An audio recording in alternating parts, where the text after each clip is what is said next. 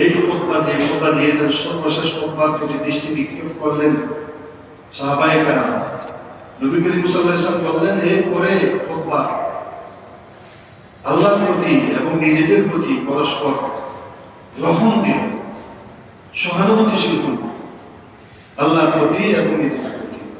আল্লাহ তাআলার হুকুম পালনার্থে সহায়তা দান করুন, পরস্পর সহযোগিতা করুন। বুখারী শরীফে নবী করিম সাল্লাল্লাহু আলাইহি ওয়াসাল্লাম সাহাবীদের উদ্দেশ্যে হুদায়বিয়ার ময়দানে উপস্থিত ছিলেন সাহাবীরা। নবী করিম সাল্লাল্লাহু আলাইহি ওয়াসাল্লাম সেখানে খুব রাতে খুব বৃষ্টি হলো।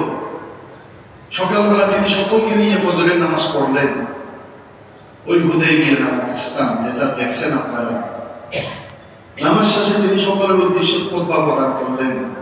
হাল তাদরুনা মাযা ক্বালা রাব্বুকুম ক্বালু আল্লাহু ওয়া রাসূলুহু আ'লাম। তোমাদের রব তোমাদেরকে কি বলেছেন তোমরা কি জানো?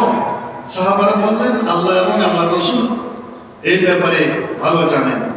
এরপর তিনি বলেন, আল্লাহ তাআলা ইরশাদ করেছেন, আজ রাতে বৃষ্টি হওয়ার কারণে আমার কিছু বান্দা আমার উপর মুমিন হয়েছে।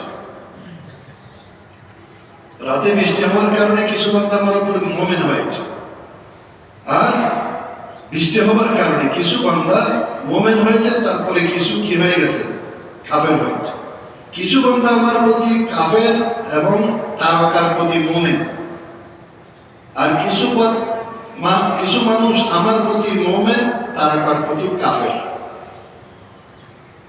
এটার অর্থ হচ্ছে আরবরা মনে করত তৎকালীন যারা বিশেষজ্ঞ তারা গবেষণা করত বৃষ্টি এগুলো হয় যে তারকারাজির পক্ষ থেকে, তারকারাজির পক্ষ থেকে। আমাদের এখনো আমরা ধারণা হচ্ছে বৃষ্টি এটা পাথরে পাথরে বসা, সেই বরফগুলো ঝরে পড়ে আর এখানে বৃষ্টি হয়।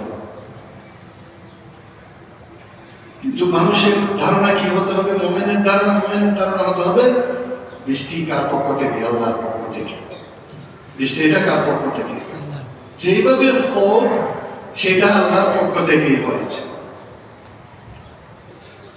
মেঘমালাকে পরিচালনা করার জন্য আল্লাহ তাআলা ফেরেশতা নির্ধারণ করেছেন, সেই ফেরেশতা আল্লাহর হুকুমে বৃষ্টি প্রদান করে।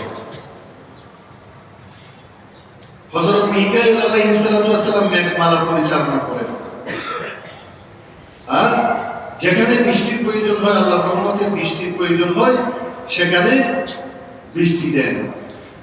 আর আমরা মনে করি যে প্রত্যেকটা বৃষ্টি আমাদের জন্য রহমত নয়। বৃষ্টি আমাদের জন্য রহমত, হ্যাঁ শাস্তিমূলক হতে পারে।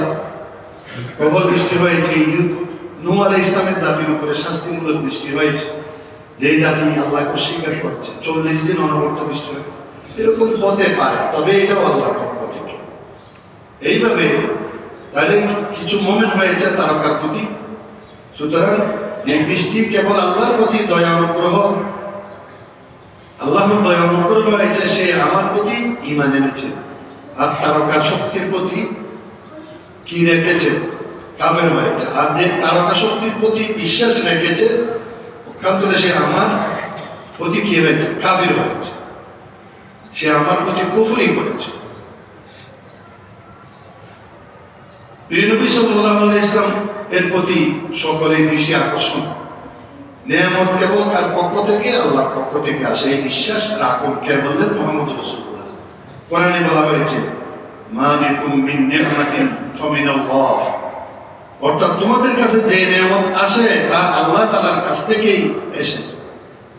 তাহলে বৃষ্টিও আল্লাহর কাছ থেকেই আসে, আর রিজিক যা আছে নিয়ামতটাও আল্লাহর কাছ থেকেই আসে। দুনিয়াতে যত বড় জিনিসই হোক না কেন, যত বড় নিয়ামতই হোক না কেন, তা কোনো মানুষ দিতে পারে না, এটা আল্লাহর পক্ষ থেকেই হয়। লাভ ক্ষতি, উন্নতি, অবনতি সবকিছুর চাবিকাঠি একমাত্র আল্লাহর হাতে। কোরআনে কারিমে নবী করিম সাল্লাল্লাহু আলাইহি ওয়াসাল্লামকে উদ্দেশ্য করে বলা হয় যে তুমি তোমার উম্মতের কি করে দাও? কান খুলে দাও। নবী করিম সাল্লাল্লাহু আলাইহি ওয়াসাল্লাম, লা আমলিকু লিনাফসি নাফআন ওয়ালা দাররা। আপনি বলে দিন, কুল লা আমলিকু লিনাফসি নাফআন ওয়ালা দাররা। আমি নিজের কোনো লাভ কিংবা ক্ষতি কিছুই করতে পারি না, কোনো ক্ষমতা রাখি না। সবকিছু ক্ষমতা একমাত্র আল্লাহ সুবহানাহু ওয়া তাআলা। এই কথা আল্লাহ নবীকে বলছেন, বল হে নবী আপনি বলে দিন, লা আমলিকু লিনাফসি নাফআন ওয়ালা দাররা। আল্লাহর অর্ডারে নবী করিম সাল্লাল্লাহু আলাইহি ওয়াসাল্লামকে বলে দিতে বললেন, আল্লাহর অর্ডার করলেন, আমি আমার কোনো লাভ ক্ষতি করতে পারি না। মহানবী সাল্লাল্লাহু আলাইহি ওয়াসাল্লাম নিজেই বলতেছেন, আমি আমার কোনো লাভ ক্ষতি আমি করতে পারি না, আল্লাহ ছাড়া আল্লাহই করেন যা লাভ ক্ষতি। এটা কোরআনের আয়াত। তাহলে সবকিছু আল্লাহর পক্ষে। কোরআনে আল্লাহ তাআলা বলেছেন সবকিছুর চূড়ান্ত ক্ষমতা একমাত্র আল্লাহর হাতে। কোরআনে আল্লাহ তাআলা আরো বলেছেন, তাবারাকাল্লাযী বিয়াদিহিল মুলকু ওয়া হুয়া আলা কুল্লি শাইইন কাদির। সমস্ত বরকত সেই সত্তার জন্য যার হাতে রয়েছে সার্বভৌম ক্ষমতা। ইন্নাল্লাহা আলা কুল্লি শাইইন কাদির, সার্বভৌম ক্ষমতা, যিনি সবকিছুর মালিক, সবকিছুর উপরে যিনি ক্ষমতাধর, শক্তিধর, ক্ষমতাবান, তার কাছে কিছু ক্ষমতা এবং শক্তি। রাসূল সাল্লাল্লাহু আলাইহি ওয়াসাল্লামের ভাষায় সকল গুনাহ থেকে বাঁচার জন্য আল্লাহ নবী সাল্লাল্লাহু আলাইহি ওয়াসাল্লাম নির্দেশ করলেন।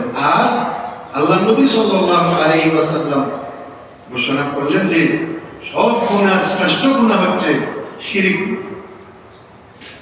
সব গুনার শ্রেষ্ঠ গুনাহ শিরক গুনাহ।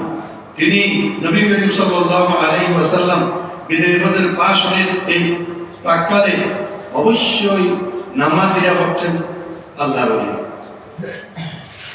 অবশ্যই নামাজিরা হচ্ছে। আপনারা সকলে নামাজি, আপনারা সকলেই নামাজি। বলি আমরা সকলেই নামাজি, আমরা সকলেই নামাজি, পরিপূর্ণ নামাজি হতে চাই।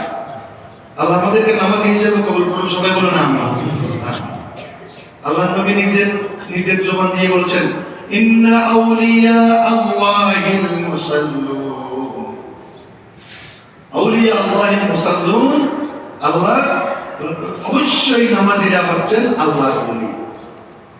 ওয়া মান ইউকিমুস সালাতিল খামসিল্লাতী কাতাবাহুল্লাহু আলাইহি। পাঁচ ওয়াক্ত নামাজ আল্লাহ তাআলা ফরজ করেছেন, তার যত নিয়মে যে আদায় করেছে সে আল্লাহর ওলি। এটা তো আল্লাহর নবী বলেছেন। আমরা তো সালা ফকির, মালা ফকির, গজবি ফজবি এগুলো দেখলেই বলি যে মনে করি যে আল্লাহর ওলি। এগুলো আমাদের ভুল ধারণা, আমাদের ধারণাকে অন্ধ করে দিয়েছে। আমাদের চিন্তা চেতনার মধ্যে কি শয়তান পেশাব করেছে। এই জন্য আমরা ওলি যেগুলো মনে করি যে এগুলো কোনো সুন্নাতুল কেতার কাছে নাই, যে হালাল হারাম পরিচয় ছিল না, যার কাছে নবীর সুন্নাহর কোনো নীতি নেই,